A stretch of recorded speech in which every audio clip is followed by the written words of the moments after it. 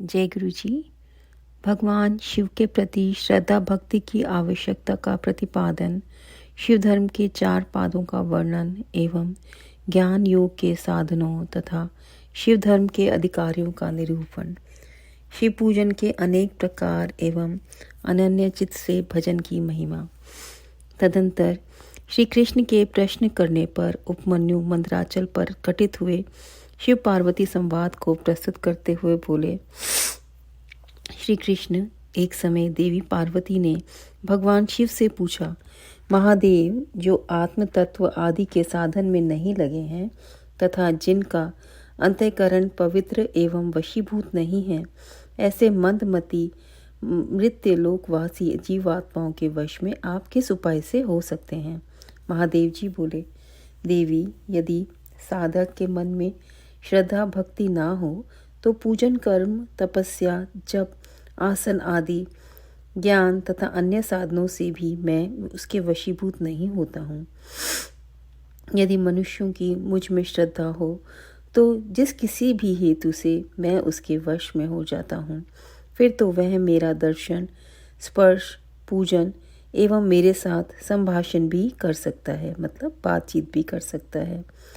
अतः जो मुझे वश में करना चाहे उसे पहले मेरे प्रति श्रद्धा करनी चाहिए। श्रद्धा ही स्वधर्म का हेतु है और वही इस लोक में वर्णाश्रमी पुरुषों की रक्षा करने वाली है। जो मानव अपने वर्णाश्रम धर्म के पालन में लगा रहता है, उसी की मुझ में श्रद्धा होती है, दूसरे की नहीं। वर्णाश्रमी पुरुषों के संपूर्ण धर्म वेदों से सिद्ध है। पूर्व काल में ब्रह्मा जी ने मेरी ही आज्ञा लेकर उनका वर्णन किया था। ब्रह्मा जी का बताया हुआ वह धर्म अधिक धन के द्वारा साध्य है तथा अनेक प्रकार के क्रियाकलाप से युक्त होता है। उससे मिलने वाला अधिकांश फल अक्षय नहीं है तथा उस धन के अनुष्ठान में अनेक प्रकार के क्लेश और आयास उठाने पड़ते हैं। उस महान धर्म से परम दुर्लभ श्रद्धा को पाकर जो वर्णाश्रमी पुरुष अनन्य भाव से मेरी शरण में आ जाते हैं, उन्हें सुखद मार्ग से धर्म, अर्थ, काम और मोक्ष प्राप्त होते हैं।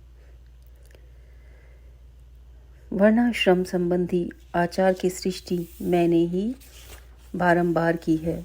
उसमें भक्ति भाव रखकर जो मेरे हो गए हैं, उन्हीं वर्णाश्रमियों का मेरी उपासना में अधिकार है, दूसरों का नहीं।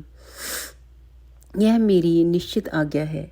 मेरी आज्ञा के अनुसार धर्म मार्ग से चलने वाले वर्णाश्रमी पुरुष मेरी शरण में आ मेरी कृपा प्रसाद से मल और माया आदि पाशों से मुक्त हो जाते हैं तथा मेरे पुनरावृत्ति रहित धाम में पहुंचकर मेरा उत्तम साधर्म्य प्राप्त करके परमानंद में निमग्न हो जाते हैं। इसलिए मेरे बताए हुए वर्ण धर्म को पाकर अथवा ना पाकर भी जो मेरी शरण ले मेरा भक्त बन जाता है, वह स्वयं ही अपनी आत्मा का उद्धार कर लेता है। यह कोटि कोटि गुना अधिक अलब्ध लाभ है। अतः मेरे मुख से प्रतिपादित वर्ण धर्म का पालन अवश्य करना चाहिए। जो मोक्ष मार्ग से विलग होकर दूसरी किसी वस्तु के लिए श्रम करता है, उसके लिए वही सबसे बड़ी हानि है, वही बड़ी भारी त्रुटि है, वही मोह है और वही अंधता एवं मुक्ता है। देवेश्वरी, मेरा जो सनातन धर्म है वह 4 चरणों से युक्त बताया गया है। उन चरणों के नाम हैं ज्ञान, क्रिया, चर्या और योग। पशु, पाश और पति का ज्ञान ही ज्ञान कहलाता है। गुरु के अधीन जो विधि पूर्वक षड्व शोधन का कार्य होता है, उसे क्रिया कहते हैं। मेरे द्वारा विहित वर्णाश्रम प्रयुक्त जो मेरा पूजन धर्म आदि हैं, उस आचरण का नाम चर्या है। मेरे बताए हुए मार्ग से ही मुझ में सुस्थिर भाव से चित्त लगाने वाले साधक के द्वारा जो अंतःकरण की अन्य वृत्तियों का निरोध किया जाता है, उसी को योग कहते हैं। देवी, चित्त को निर्मल एवं प्रसन्न बनाना अश्वमेध यज्ञों के समूह से भी श्रेष्ठ है, क्योंकि वह मुक्ति देने वाला है। विषय भोग की इच्छा रखने वाले लोगों के लिए यह मन प्रसाद दुर्लभ है। जिसने यम और नियम के द्वारा इंद्रिय समुदाय पर विजय प्राप्त कर लिया है, उस विरक्त पुरुष के लिए ही योग को सुलभ बताया गया है। योग पूर्व पापों को हर लेने वाला है। वैराग्य से ज्ञान होता है और ज्ञान से योग। योगज्ञ पुरुष पतित हो तो भी मुक्त हो जाता है, इसमें संशय नहीं है। सब प्राणियों पर दया करनी चाहिए। सदा अहिंसा धर्म का पालन सबके लिए उचित है। ज्ञान का संग्रह भी आवश्यक है। सत्य बोलना, चोरी से दूर रहना, ईश्वर और परलोक पर विश्वास रखना, मुझ में श्रद्धा करना, इंद्रियों को संयम में रखना, वेद शास्त्रों का पढ़ना पढ़ाना, यज्ञ करना कराना, मेरा चिंतन करना, ईश्वर के प्रति अनुराग रखना और सदा ज्ञानशील होना ब्राह्मण के लिए नितांत आवश्यक है। जो ब्राह्मण ज्ञान योग की सिद्धि के लिए सदा इस प्रकार उपयुक्त धर्मों का पालन करता है, वह शीघ्र ही विज्ञान पाकर योग को भी सिद्ध कर लेता है। प्रिय ज्ञानी पुरुष ज्ञान अग्नि के द्वारा इस कर्ममय शरीर को क्षण भर में दग्ध करके मेरे प्रसाद से योग का ज्ञाता होकर कर्म बंधन से छुटकारा पा जाता है। पुण्य पापमय जो कर्म है उसे मोक्ष का प्रतिबंधक बताया गया है। इसलिए योगी पुरुष योग के द्वारा पुण्य अपुण्य का परित्याग कर दे। फल की कामना से प्रेरित होकर कर्म करने से ही मनुष्य बंधन में पड़ता है, केवल कर्म करने मात्र से नहीं। अतः कर्म के फल को त्याग देना चाहिए।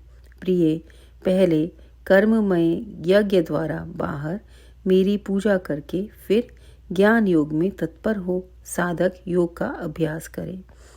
कर्म यज्ञ से मेरे यथार्थ स्वरूप का बोध प्राप्त हो जाने पर जीव योग युक्त हो मेरे यज्ञ से विरत हो जाते हैं। उस समय वे मिट्टी, पत्थर और सुवर्ण में भी संभाव रखते हैं। जो मेरा भक्त नित्य युक्त एवं एकाग्रचित हो ज्ञान योग में तत्पर रहता है, वह मुनियों में श्रेष्ठ एवं योगी होकर मेरा सायुज्य प्राप्त कर लेता है। जो वर्णाश्रमी पुरुष मन से विरक्त नहीं है, वे मेरा आश्रय ले ज्ञान, चर्या और क्रिया इन तीन में प्रवृत्त होने के अधिकारी हैं, उन्हीं के अनुष्ठान की योग्यता रखते हैं। मेरा पूजन दो प्रकार का है, बाह्य और आभ्यंतर। इसी तरह मन, वाणी और शरीर, इन त्रिविध साधनों के भेद से मेरा भजन तीन प्रकार का माना गया है। तप, कर्म, जप, ध्यान और ज्ञान, ये मेरे भजन के 5 स्वरूप हैं। अतः साधु पुरुष उसे 5 प्रकार का भी कहते हैं। मूर्ति आदि में जो मेरा पूजन होता है, इसे दूसरे लोग जान लेते हैं, वह बाह्य पूजन या भजन कहा गया है। वह बाह्य भजन पूजन जब मन के द्वारा होने से केवल अपने ही अनुभव का विषय होता है, तब अभ्यांतर कहलाता है। मुझ में लगा हुआ चित्त ही मन कहलाता है। सामान्यतः मन मात्र को यहाँ मन नहीं कहा गया है। इसी तरह जो वाणी में मेरे नाम के जप और कीर्तन में लगी हुई है, वही वाणी कहलाने योग्य है, दूसरी नहीं। तथा जो मेरे शास्त्र में बताए हुए त्रिपुंड्र आदि चिन्हों से अंकित है और निरंतर मेरी सेवा पूजन में लगा हुआ है, वही शरीर शरीर है, दूसरा नहीं। मेरी पूजा को ही कर्म जानना चाहिए। बाहर जो यज्ञ आदि किए जाते हैं, उन्हें कर्म नहीं कहा गया है। मेरे लिए शरीर को सुखाना ही तप है। कृच्छ, चंद्रायण आदि का अनुष्ठान नहीं। पंचाक्षर मंत्र की आवृत्ति, प्रणव का अभ्यास तथा रुद्राध्याय आदि का बारंबार पाठ ही यहाँ जप कहा गया है, वेदाध्ययन नहीं। मेरे स्वरूप का चिंतन स्मरण ही ध्यान है, आत्मा आदि के लिए की हुई समाधि नहीं। मेरे आगमों के अर्थ को भली भांति जानना ही ज्ञान है, दूसरी किसी वस्तु के अर्थ को समझना नहीं। यहाँ बहुत ही सुंदर ये सब चीज़ों का वर्णन किया गया है कि तप क्या है, कर्म क्या है, जप क्या है, ध्यान क्या है और ज्ञान क्या है। देवी पूर्व वासनावश बाह्य अथवा अभ्यंतर जिस पूजन में मन का अनुराग हो, उसी में दृढ़ निष्ठा रखनी चाहिए। बाह्य पूजन से आभ्यंतर पूजन 100 गुना अधिक श्रेष्ठ है, क्योंकि उसमें दोषों का मिश्रण नहीं होगा तथा प्रत्यक्ष दिखने वाले दोषों को भी वहाँ संभावना नहीं रहती है। भीतर की शुद्धि को ही शुद्धि समझनी चाहिए, बाहरी शुद्धि को शुद्धि नहीं कहते। जो आंतरिक शुद्धि से रहित है वह बाहर से शुद्ध होने पर भी अशुद्ध ही है। देवी बाह्य और आभ्यंतर दोनों ही प्रकार का भजन भाव अनुराग पूर्वक होना चाहिए, बिना भाव के नहीं। भाव रहित भजन तो एकमात्र विप्रलंब का ही कारण होता है, मतलब छल का ही कारण होता है। मैं तो सदा ही कृतकृत्य एवं पवित्र हूँ, मनुष्य मेरा क्या करेंगे।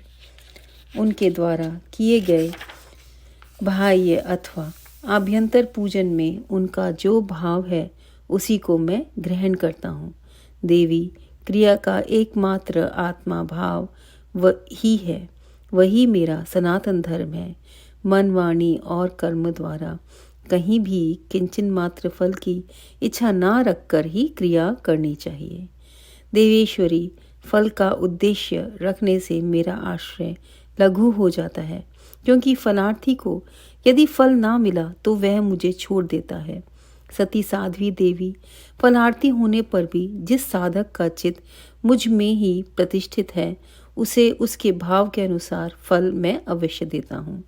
जिनका मन फल की इच्छा ना रखकर ही मुझ में लगा हो, परंतु पीछे वे फल चाहने लगे हों, वे भक्त भी मुझे प्रिय हैं। जो पूर्व संस्कार वश ही फलाफल की चिंता ना करके विवश हो मेरी शरण लगते हैं, वे भक्त मुझे अधिक प्रिय हैं। परमेश्वरी, उन भक्तों के लिए मेरी प्राप्ति से बढ़कर दूसरा कोई वास्तविक लाभ नहीं है, तथा मेरे लिए भी वैसे भक्तों की प्राप्ति से बढ़कर और कोई लाभ नहीं है। मुझ में समर्पित हुआ उनका भाव मेरे अनुग्रह से ही मानो उनका बलपूर्वक परम निर्वाण रूप फल प्रदान करता है। जिन्होंने अपने चित्त को मुझे समर्पित कर दिया है, अतएव जो मेरे अनन्य भक्त हैं वे महात्मा पुरुष ही मेरे धर्म के अधिकारी हैं। उनके 8 लक्षण बताए गए हैं। मेरे भक्त जनों के प्रति स्नेह, मेरी पूजा का अनुमोदन, स्वयं की भी मेरी पूजन में प्रवृत्ति, मेरे लिए ही शारीरिक चेष्टाओं का होना, मेरी कथा सुनने में भक्ति भाव, कथा सुनते समय ज्वर स्वर नेत्र और अंगों में विकार का होना, बारंबार मेरी स्मृति और सदा मेरे आश्रित रहकर ही जीवन निर्वाह करना। ये 8 प्रकार के चिन्ह यदि किसी मलेच्छ में भी हों तो वह विप्र शिरोमणि श्रीमान मुनि हैं। वह सन्यासी हैं और वही पंडित हैं। जो मेरा भक्त नहीं है वह चारों वेदों का विद्वान हो तो भी मुझे प्रिय नहीं है, परंतु जो मेरा भक्त है वह चंडाल हो तो भी प्रिय है। उसे उपहार देना चाहिए, उससे प्रसाद ग्रहण करना चाहिए तथा वह मेरे समान ही पूजनीय है। जो भक्ति भाव से मुझे पत्र पुष्प फल अथवा जल समर्पित करता है उसके लिए मैं अदृश्य नहीं होता हूँ और वह मेरी भी दृष्टि से कभी ओझल नहीं होता। जय गुरु जी। ये इतना सुंदर यहाँ का वाक्य इस बार आया है संगत जी कि कितना भगवान ने बोला कि बस तुम मन में उनका स्वरूप धारण करो और उनके अंदर अपना मन लगाओ। और बाह्य पूजा इतना ज़रूरी नहीं है जितना कि आंतरिक स्मरण है, उनके स्वरूप का चिंतन ही ध्यान है। सारी संगत आजकल मेडिटेशन के बारे में सोचती है, तो उन्होंने बोला कि मेरे स्वरूप का चिंतन स्मरण ही सबसे बड़ी मेडिटेशन है। जय गुरु जी, जय गुरु जी। ओम नमः शिवाय। शिव जी सदा सहाय। ओम नमः शिवाय। गुरु जी सदा सहाय। ये अध्याय 10 यहाँ पर संपूर्ण होता है।